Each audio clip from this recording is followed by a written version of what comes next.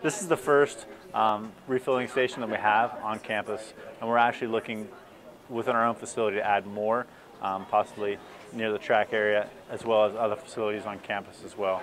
I think it's going to, already we've conserved 1,800 bottles of bottled water, as well as definitely providing a cleaner source of water for our patrons. So I deal a lot with vendors, and there was one vendor in particular that actually deals with Healthy Taylor fountains. And I asked him the question, do you ever come across these? Do you have these?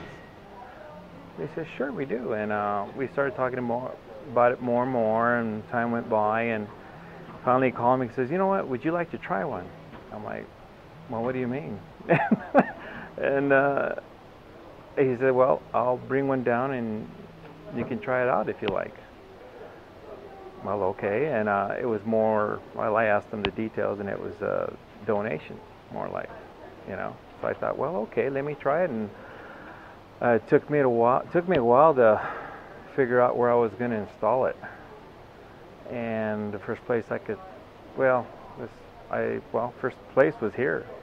You know, in fact, I was here and I started seeing all the traffic, and I thought, well, why don't we put it on this wall here? So we took the old one off and flushed out the lines, and it looked good. So we ended up installing it here, and it's been a hit so far. So it's been great. Well, essentially, it's in combination with lots of different organizations. It was implemented by OASIS, the Sustainability Committee of New Mexico State University, as well as NMSU and the Recreational Sports Department.